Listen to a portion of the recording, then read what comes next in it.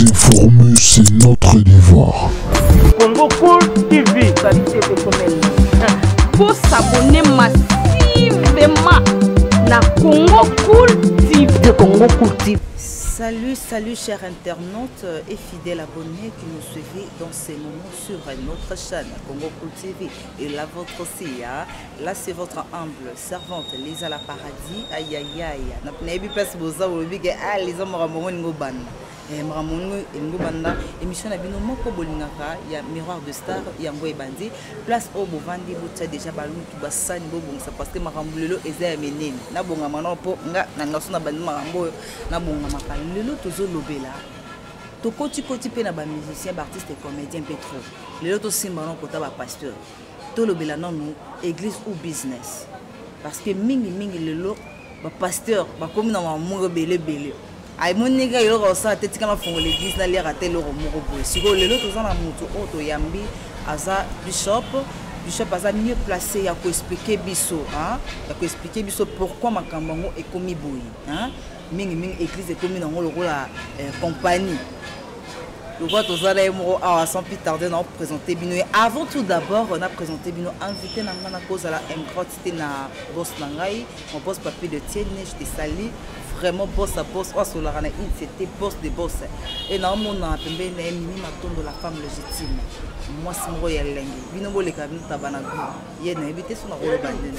Vraiment na kanisi maman mimi obisa kinga mingi Lisa côté la biso na côté à ba église poto yo ka trop mingi. Bishop Guy, bonjour. Ah, bonjour Maman Lisa. Vous nous sentez? Santé calme na ngola nzambe. Ah. Bishop. Ils ont mon rara Bishop bien baraye, bien ozomona. Dans ce que marambo ça. Bon. Voilà ta lunette et ça m'a bêté. Dans yebika ba moya kin. Et moi boy pour que Bishop batuma misu. Ça la moi bien. Bishop, est-ce que vous pouvez expliquer Bishop à propos de l'église? Et bien, l'église mingi lelo. Et comme vous avez dit, vous avez dit que ceux qui au salaire na yote. Donc vous avez nos frères en Christ, vous avez nos pasteurs, Bishop, na kolo babongo, église na yo, commission de entreprise na yo. Place où yo koko zo moi mike. Pourquoi papa? Merci pour moment na commission nzambo après Bishop souffle de vie, ya osola mamboto osola. Donc mamboto osola nzamba yebi yango. Ouais. Deux ans à sentiment tout fan tout le marambo dès que tout sur makambo nzamba yebi. Thème c'est bon. Église ou business. Tu vois, lelo maman et ça que batumi ba suna vocation ya nzambe te. Batu belé ba suna ba appel la nzambe te. De lelo muto komikaka azaki drumer ya orchestre moko après avoir ko changer ko bongo la mutema yemba mo prophète. Aye na beat nini ya oti ya bapata nzambe te aye na beat ke nde na sali boye ndako na ngai église mte futela ngai bana ngai église mte supporter provision ndako église mte supporter mais okena kata église on msumuna ka ba 7 membres papa même si ba di bandimi to dès que ba niveau bandimi wana ba koza na capacité ya futu pour ça nzambe su ndako comme tout un problème tout le monde ce qui ba église et comme et bien na gisasa en tout cas tous autres melate mais tous expliquer que ba toi ba yeba comment natali nga na ko bâti église est-ce que nzambe a benginga to nzamba bengite ce qui osa appeler de Dieu la Bible déclare beaucoup de pelés sans de lit donc ba o ba benga mbaza ebele ba pona mbaza muki et voilà raison pour laquelle on remarque que non na venu na binoka na biti au obima au temile kala kwebo 10 églises OK l'église la moko ba 10 nous sommes à 7 bandi nous sommes à 20 bandi na venu moko mais pourquoi il on est resanga biso donc l'église il y a 10 églises l'église la moko nous sommes à 20 bo sangana boko meloko monto do renza et ça pourquoi donc bosangana sur la comprendre bino bishop ah bosangana l'église oh nyonso soki na venir de cette église oui bosi bosangani comme sur l'église beaucoup d'églises moko et ça m'a bêté donc soki pe ba soki yo place au vandi oui yo mo faux exemplaire je crois que yo mo faut yo mo mto bandana eloko wana c'est ça osu na église na yo bomi yango okoti na wa bandinga bon ko boma c'est trop dit et ça vision quand Dieu donne la vision on a aussi les provisions so nda mapesi moni seli azanga to ko peso bato ba ozazinga zinga na yo zoko pa mama c'est-à-dire quoi na yé na avenir au toi 10 personnes 10 églises na avenir moko so coup na kate be église yango omoni na kate baza 10 bandimi kaka pamba musono ke yé musono 20 bandimi oya suka musono 50 bandimi pour que tout le bato te na avenir abini bozawana ko sangana eza loko mongo te nga na bomi yanga te nazo sambela kaka to sangani biso nyonso to créer ka temple moko mais bino mo boyoka na raté voilà merci merci pourquoi basala nzambe omona bayoka na raté zaka nini mingi eza intérêt ya nzambe te intérêt ya mbongo ta to za vérité omoni maman bandi voilà Bible lobby, vous connaître la vérité et la vérité vous affranchir. Toyi babo solo boso esani e kangola biso. Lelo elo kozo boma ba église yaya nzamba uta aliko ta kitia kozo bofando to tsaka na église lo vundu. Mimi matondo mama ngeni. Tolo belana nganga na mamba boye kisongi na ngo sawo to kwa. Bana nzambe bo fungola matoyi boyoka. Na tie mutu musapi na misu te mais tozo lobela na para nzambe. Pourquoi? Nzambe akowuta likolo ta kiti ayokoza offrande l'église a matina ngo te.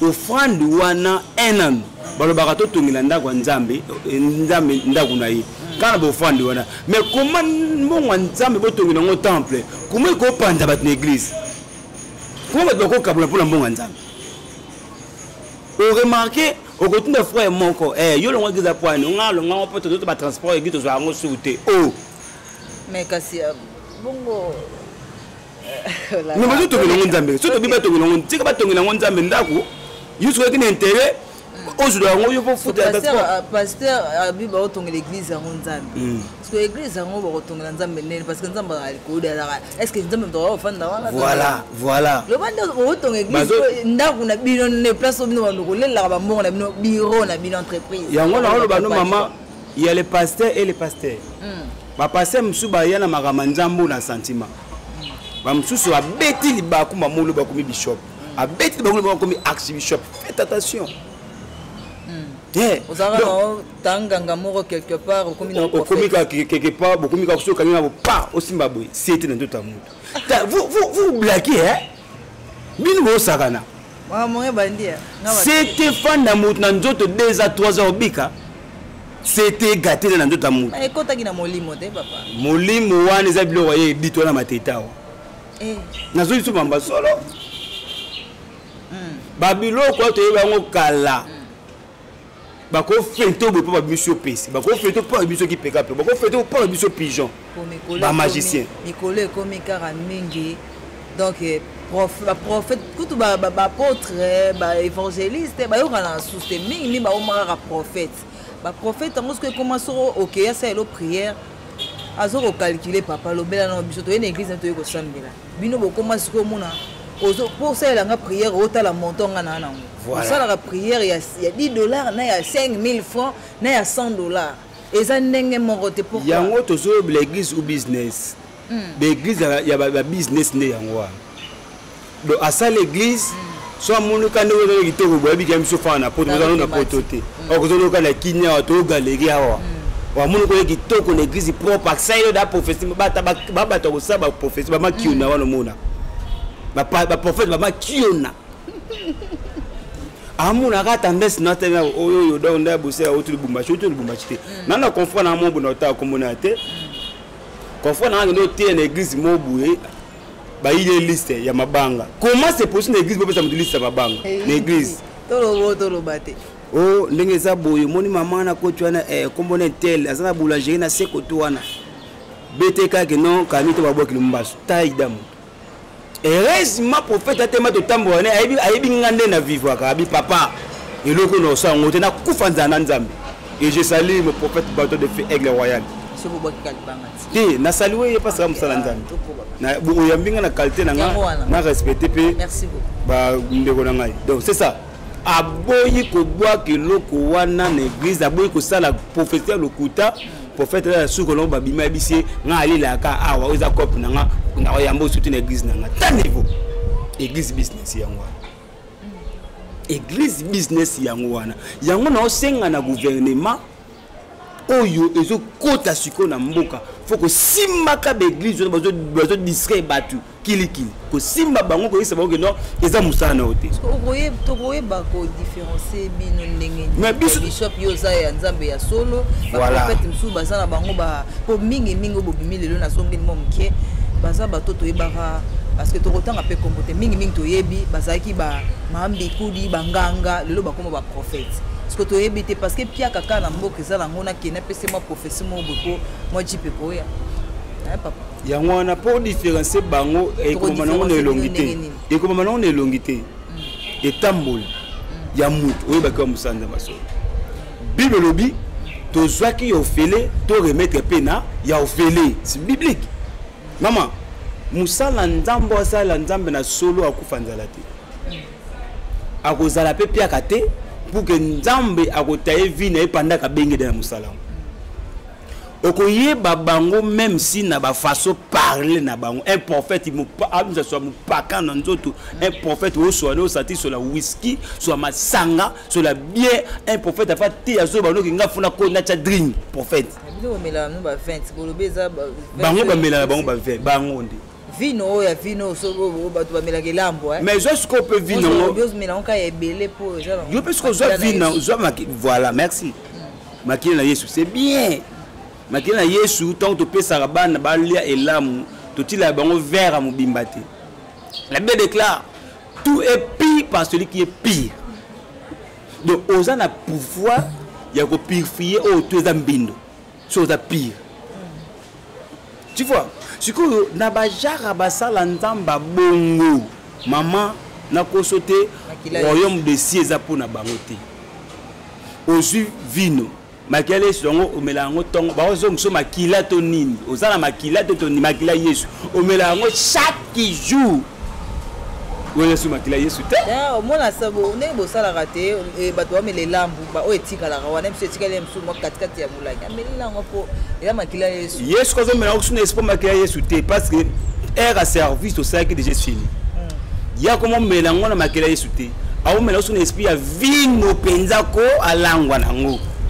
Mais papa toke musikate mais kati na bino pe bishop to solana to sola mama to za pona mutu nyonso oui kaka bino oyo yo bozokabola ba famille ebele bishop lelo oyo be église mingi komisi bana na ba quartier bandoki ba fazer ba mabala pe kufi pona bino ozomona te ke soki lelo pena ke peuple telemi peuple nzambe be balukela pe bino basali obi ke bokota désordre parce que mingi na ba famille bino ndembo memi désordre tant l'état lo barakendo ki azate c'est que l'état za rappelle na raison na ye hein tant lo bakendo ki azate yo meme l'état mama bandoki te mais bino siko bokanga ba bandoki ndengeni okangi mona batundoki lelo tozomona soko tamboli même oke na ville awa na côté à gare centrale au monde bane belé bazola la wana bakanga bango bandoki soko landeli kaka ba prophète.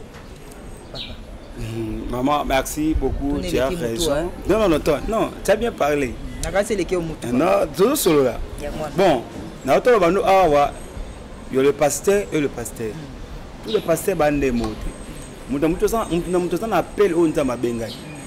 Ceux qui Nzamba Benga yo évangéliste tikala kana page wana. Voilà raison pour laquelle au monde évangéliste qui zamina tilelo. Kongo yebi monde te yebi azaka évangéliste. Mais on remarque ba o ba ye ya makiona pour na ya mon évangéliste ya titre moi mukifo na cha archbishop to na cha prophète. So comment prophète wa kasa intimida nzambe to ka no intimida nzambe te. Merci tozonga. Pour mes amis. Soki ba ne belé ba komi kolala na ba komi ba fazer ba chege par-ci par-là. Soki ezozonga la biso basala nzambe pourquoi parce que tozoyeba te comment to ko akadé. Un musala nzambe. So ko tina ndako ondo kiaza. Okolo ba mabete mama wana benga na mwana ye. Non? So kazandoki. Bonjour. Bo sale délivrance, bonjour ça y. Oui. Mais au moins posant mon sale. Maman, nazo banu biso nyuso to ndenge mo côté ba sala nzambe. Lelo na lobalo ba sanda ebele ba simba ba kisi. Ba kota ba loge. Neti banani wa. Te na boy awa police na lobia ekoma biso ekoma ka lobi mukelo na tongo JPE o na kende place. Si yo ebisa nga obanga nzambe papa. Oui, oh maman. Nazo bana ko banga nzambe na ngai eza na ngana ndenge ya crainte na tambola na nzambe. Na te pona so pe sengi ke na dénoncer bango eza ngolo mote bangsa. Mais nazo mbela wana te. Mutu na mutu a se charger na coin na yi asa ela nzambe bien na coin parce que bientôt là Jésus revient. Et soit soya. Karaté wa. Yo ebi mkola koya. Bah soko tang na apocalypse Bible bi Jésus revient bientôt. Bientôt on ka se banda pekala. Kaka bientôt wana. Kaka bientôt wana il faut mutie moko amilengela. Est-ce que ça sur Yesu ka bientôt on va bientôt parce que ça siko so Yesu ko na kati yo ke. Mama ngane na zabo Yesu nenga zabo retour de Jésus maboko pembe mutema pembe. Yo kota lola. Homme de ciel pour nangeza facile. Est-ce que papa ngana ko senga mo mukelo ko yo proposa ki na ba église eso to na ebele na ba avenir. Attendez bien na venir tout déranger bateau ça ba tapage na kanti ya yo pesa na venir pourquoi pas yo ke no komona pe ata mos mbayo ata pasteur onani na limité a bango église ça déjà munene sika pesa munene super bandimi bishop bokena bango pe kuna ata na première et pas ya ndeko nani Moïse Mbie. Ouais. OK, merci pour la question. Nde na loba awa na saka ba émission belé. Mais na loba no jusqu'à présent aza makola tata na nga. Jusqu'à présent no c'est la nzambe na se ya makolo ya apôtre na nga. Sika na c'est la nzambe. Ah yo tombo ki to tsala église te. Biso to ba faire rebelité. Pour l'église, j'ai fait plus de 25 ans na musala nzambe. Tout le monde na lia na mutu nyoso na sola ngaba biso ba mbaye ba te na musala nzambe. Pourquoi attitude na lolenge na ngai na fana na batu tout normal. Donc nous avons tête na tongo mamona bandi mamongo Yesu akaba biso na kishata Yesu azala ka pa to tata wiso ka Yesu azala église bandi la. Mutoko ako azaki mécanicien amone pour ba mo espace mo etrika mukia wa bi non aka mbunda ka te 10 000 Yesu azali a abi ke 10 millions ko bota donc atako beta Yesu azabi ke 10 millions ne ya boy na ko sala makambu 10 millions yango na kanga lupango na 10 000 donc abandi fond ya église na 10 000 ka mbunda pa bakiti na kisata baluwa na bango abandi Yesu azali yango zo mona bane belé bakoma bana ya bafazer par-ci par-là parce que yo prophète okotandaka mutu osakoleli mama wana ki mwana za munimi mabe mama pa yo ki prophète tala elo epesaka pasi bino bana basi même na bapoto bozalaka wana ba pasteur ba Facebook na ba pasteur ba WhatsApp pasteur a créé yo lukio na WhatsApp na Facebook azo akoma moboba bokoma ko sala l'église na WhatsApp na Facebook c'est pas ça wana poto professeur utana richesse ina poto on a pasteur Azoluka a gagné un gagnera un partout. Yé pasteur on a tia au soir na poto kuna azata na visa te azata passeport te alo tate mukomoko ya ta mboka wa. Mama nzamba yebisinga bango bazaka nzamba yebisaka bango ke likambo wa nzamba bien mali. Donc nzambe adiraka pa na bango. Papa on a pena limbisa po o tuti pene sika ngono bandeko ya. Likambo oyo bishop yebisa biso nzambe ayebisa nzamba lobela bino na ndeli po et ça la couple moko boy awa et tu ko soit problème likambo ya pasteur donc le ça lenga na luka yo papa to solo là parce que azapeka mosai lokwa yo comment un pasteur akoki ko séparer batu o tu ko bala na kala te pasteur asakola lobi mobali ozo vivre na yo wana aza mobali na yo te parce que si ba vivre wana ba koma tina libala nzamba zaki wa pe ba boti bana misatu nzamba zaki wa.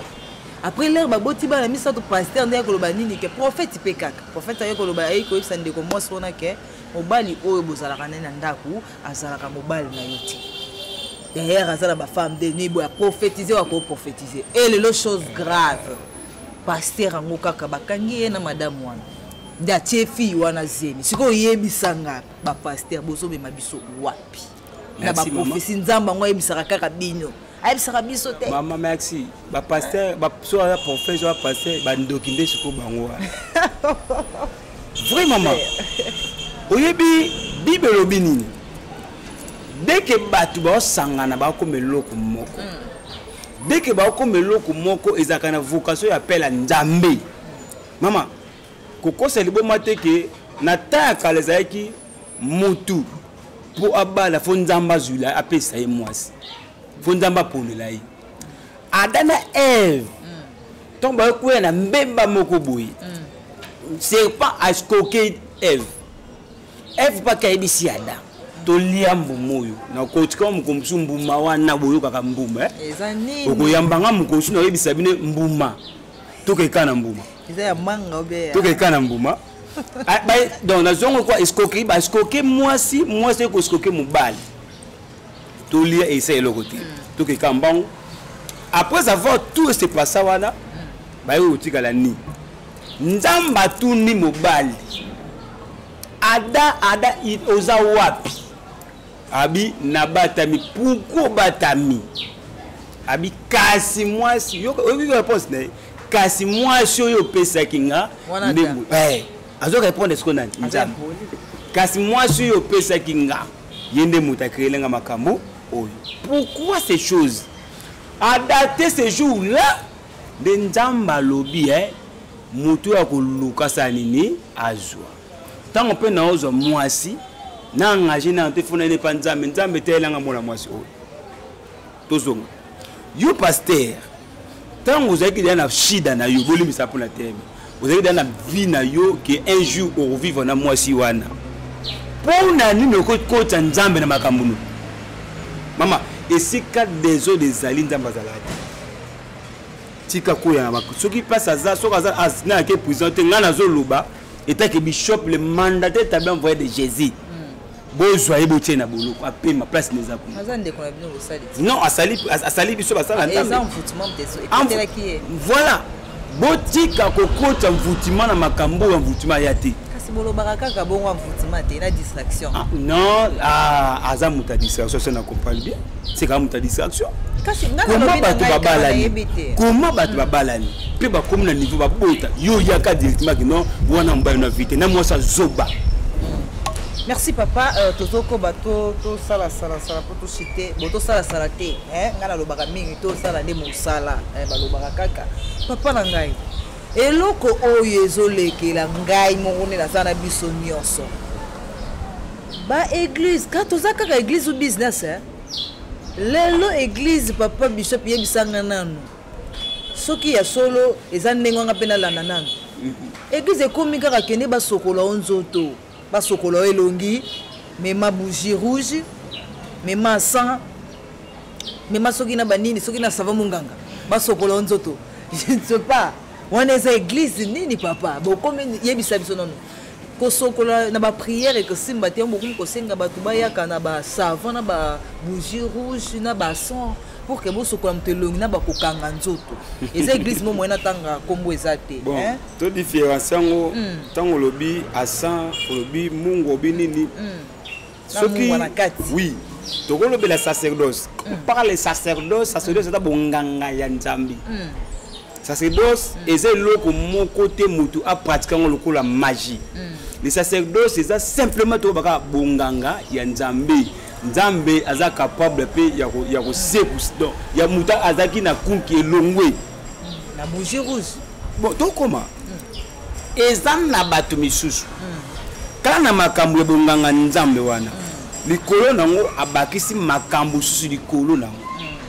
Délivrance mon côté, les vraies prophéties c'est la parole de Dieu et les vraies délivrances c'est la prière. Prière na yo maman nde yango délivrance. Lelo ba maman zoba wana. Merci mambo lobi. Na selema mambo tozo ba za vrai. Prophète moko ba to kangi wana. Azana bureau wana église na ye. Nzambe aibisi ya sala ba maman mo 4 délivrance. Protocole n'est pas mon bal l'habitant par exemple ezate le la lobby délivrance c'est ça la ba maman pe ba yeba lali na église. Ye prophète la na église te. Ba maman ba yeba lali na église ya ye tongo ne lango yo na ba héros yo. Aye mai 4 cantines tout partout. Tala ba pas bino ba prophète yo boza imité mais soit disons ok sokola mwana mwasi akende sokola nani ezaki mwana mwasi to mwana mwasi prophète ok sokola mwana mwasi pas les gars délivrance